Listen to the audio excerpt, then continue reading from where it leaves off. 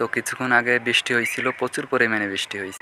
বৃষ্টির পানিতে ছাদ জমে গেছে। আজকে সারাদিন বাসা থেকে বের হইতে পারিনি, কারণ প্রচুর পরিমাণে বৃষ্টি হয়েছে সকাল থেকে। এখন বিকেল প্রায় 3টার মতন বেজে গেছে। হাঁসগুলো যদিও আমাদের না, তবে কাদের সেটাও বলতে পারি না।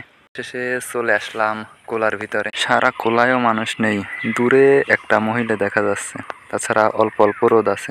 সারাদিন পরে একটু বৃষ্টি ছ্যাঁক দিছে, তা ছ্যাঁক পেয়েই তাড়াতাড়ি রাস্তায় বের হয়েছি। ওই যে আমার বন্ধু দুইটা ফোন চালাইতেছে আর সিগারেট খাইতেছে।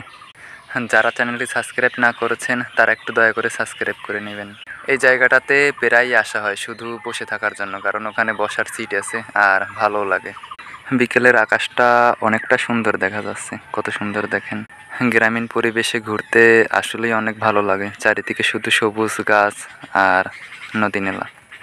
আকাশে আবার মেঘ জমে গেছে, যে কোনো সময় বৃষ্টি নামতে পারে।